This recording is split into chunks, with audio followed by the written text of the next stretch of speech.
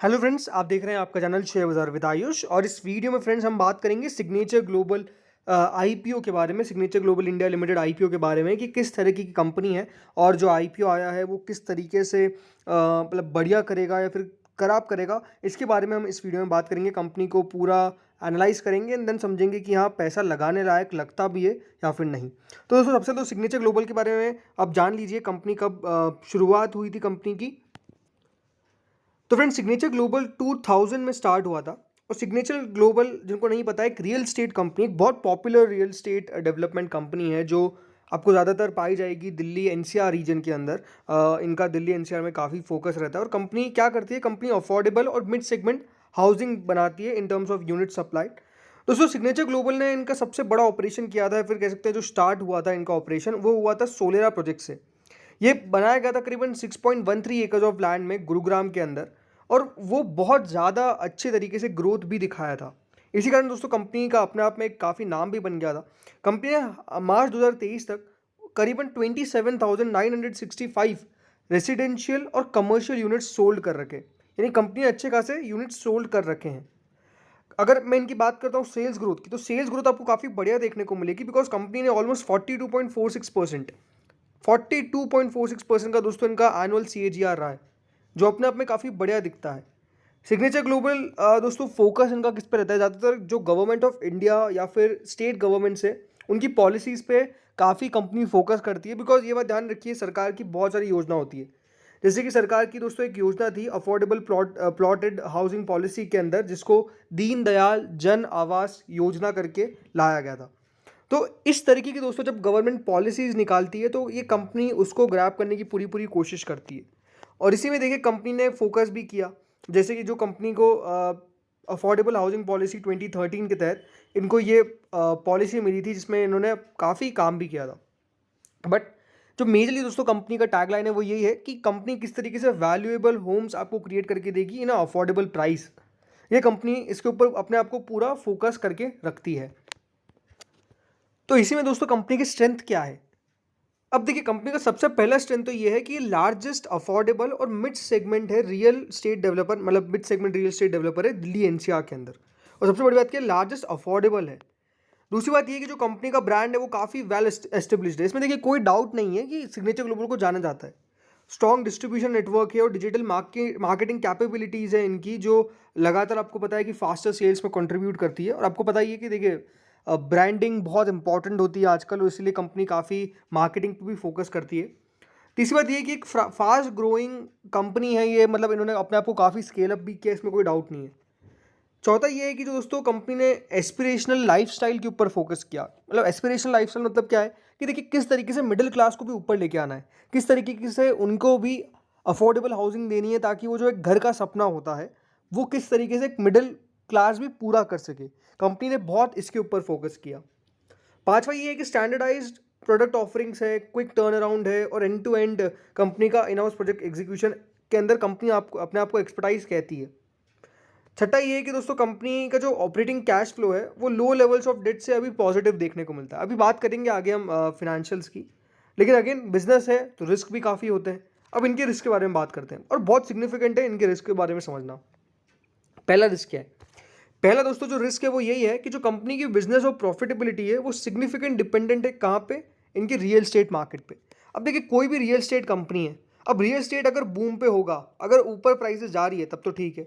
लेकिन जब दोस्तों रियल स्टेट नीचे आना चालू कर देता है, प्राइसेस नीचे आना चालू कर देती है, तब इन कंपनीज को बेहद झटका पड़ता है। और वो एक सबसे बड़ा पॉइंट है। अब जहाँ पे दोस्तों ये कंसंट्रेटेड है दिल्ली एनसीआर के रीजन में, गुरुग्राम में, वहाँ पर दोस्तों किस तरीके से मार्केट्स चल रहे हैं रियल स्टेट के, वो बहुत मैटर करते हैं। दूसरी बात, withdrawal of certain benefits under the Haryana affordable housing policy 2013 और दीनदयाल जन आवास योजना। अब जब वो विड्रॉल बेनिफिट्स हुए तो उससे भी बहुत झटका पड़ा। बिकॉज आपको पता है कि देखिए अगर घर लेना है, घर लेना कोई छोटी मोटी बात तो नहीं है, तो उसके लिए जो सरकार योजना लाती है वो बहुत मैटर करती है। बट अगर वो विड्रॉल हो जाती है तो उसका भी असर पड़ता हुआ देखने को मिलता है, क्योंकि जो लोग लेना चाह रहे होंगे अब वो नहीं ले पाएंगे, हो सकता है ऐसा। तो ये भी बहुत पॉइंट है। तीसरा ये है कि अगर मान लीजिए कोई लैंड की प्राइसेस में कम शूटअप देखने को मिल गया, यानी प्राइसेस बढ़ गई, एक तो ये है कि इनकी इनऑर्गेनिक ग्रोथ हो जाएगी। लेकिन दूसरी बात क्या है कि अगर कंपनी खुद को भी लैंड लेनी है डेवलपमेंट के लिए, तो वहाँ पर भी कंपनी को ज़्यादा पैसा खर्च करना पड़ सकता है। चौथा ये है कि दोस्तों रीस्केड्यूलिंग ऑफ ऑनगोइंग प्रोजेक्ट्स, मतलब बहुत सारे ऐसे प्रोजेक्ट्स हैं कंपनी के जो डिले हो चुके हैं, शुरुआती स्टेज में ही जो प्लानिंग और रिक्वायरमेंट था अप्रूवल का, उसमें आने में देरी हो गई। तो ये सब चीज़ें दोस्तों एक प्रोजेक्ट के ऊपर हम कह सकते हैं दिक्कत डालती है। देखिए रियल एस्टेट के अंदर सिंपल है कि बहुत सारी आपको लीगल एस्पेक्ट्स को देखना पड़ता है, बहुत सारी देखिए लीगल एस्पेक्ट्स के ऊपर फोकस करना पड़ता है। तो अगर कंपनी मान लीजिए कभी भी कोई लीगल एस्पेक्ट्स में डिफेक्ट हो जाती है, यानी बेसिकली कंपनी उस क्राइटेरिया को पूरा नहीं करती है, तो कंपनी के ऊपर एक बहुत बड़ा जुर्माना तो छोड़िए, लेकिन ये है कि दिक्कतें आ सकती है। तो ये एक मेजर पॉइंट है कि इसके अंदर कंपनी जब भी कोई लैंड परचेज करती है तो उसके सारे ड्यू डिलिजेंस बहुत इंपॉर्टेंट है।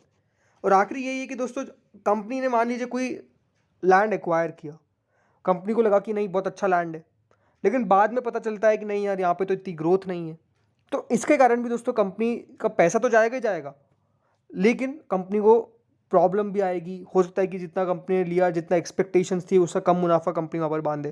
तो ये सारे पॉइंट्स हैं जो बहुत मैटर करते हैं। अब कंपनी की फाइनेंशियल्स पे बात करते हैं। दोस्तों कंपनी के फाइनेंशियल्स में आप एक बात नोटिस करेंगे, जो कंपनी का रेवेन्यू है, मैं स्पेसिफिकली सिर्फ रेवेन्यू के बारे में बात करूंगा।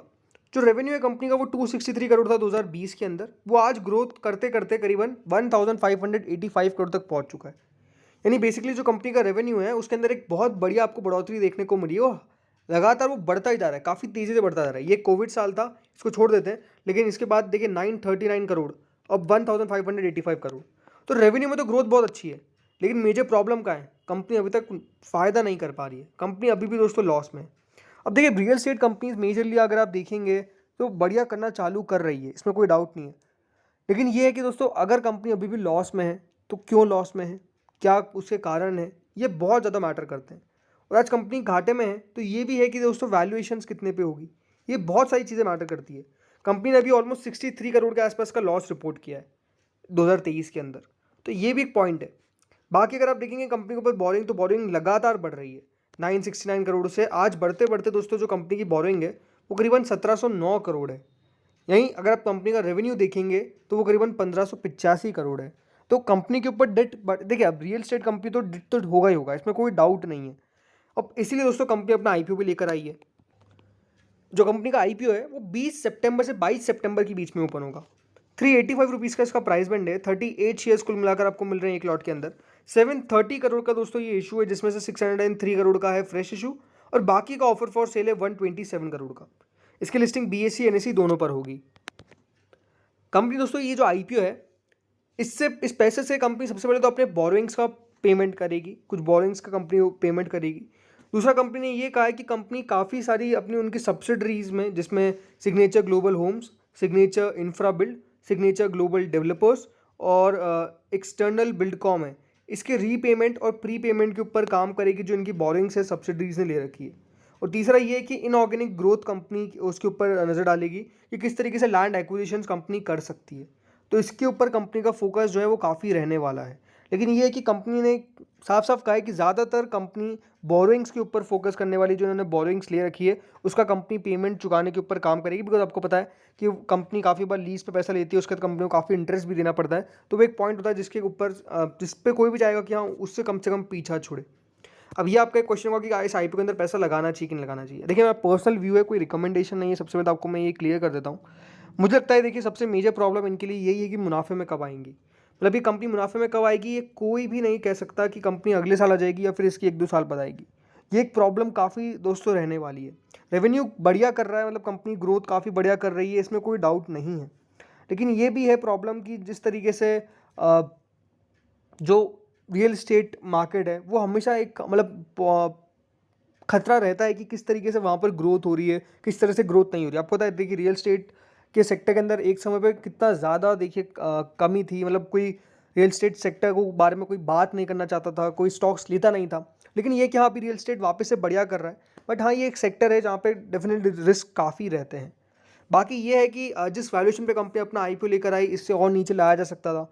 जब कंपनी को पता है कि दोस्तों कंपनी को पैसों की ज़रूरत है और जिस तरीके से वैल्यूएशन से मांग रहे हैं, मुझे लगता है कि थोड़ी सी हायर वैल्यूएशंस पे लेके आ गए, थोड़ा सा और नीचे लेके आ सकते थे पॉसिबली। अब हो सकता है कि कंपनी का कोई और प्लान्स हो, बट अगेन मुझे लगता है कि पैसा तो आ जाएगा इस इशू के अंदर, बट ये है कि लिस्टिंग गेन हो ना हो इसकी कोई पॉसिबिलिटी नहीं है। ये हो सकता है कि दोस्तों इसके अंदर पैसा अगर आप लगाने के बारे में सोच रहे हैं तो वही लोग सोचें जो ज़्यादा रिस्क उठा सकते हैं, बिकॉज इसके अंदर पैसा बने ना बने कोई गारंटी नहीं है। लिस्टिंग पर भी हो सकता है कि आपको लिस्टिंग पे और सस्ता मिल जाए, या फिर हो सकता है कि इसके अंदर लिस्टिंग पे आपको 10-15% ऊपर की लिस्टिंग मिल जाए। उससे ऊपर की लिस्टिंग एक्सपेक्ट करना मुझे लगता है कि सही नहीं होगा। अगर करंट ग्रे मार्केट की बात करूँ तो ग्रे मार्केट ऑलमोस्ट 9% के आसपास चल रही है, यानी 9% के आसपास का मुनाफा दिखा रहा है। तो यही है कि अगर इस तरीके का रिस्क आप उठा सकते हैं तो ठीक है, अदरवाइज़ ठीक है। मतलब ये एक ऐसा आईपीओ है जिसमें ना भी लगाए तो चलेगा, और लगा भी दिया तो ये है कि बहुत बड़े मुनाफे की एक्सपेक्टेशन करना सही नहीं होगा। तो इस वीडियो में दोस्तों इतना ही था। होपफुली आपको वीडियो बढ़िया लगा होगा। आपके क्या व्यूज़ है कंपनी को लेकर मुझे कमेंट सेक्शन में जरूर बताइएगा। इस वीडियो में इतना ही था। Thank you friends for watching this video.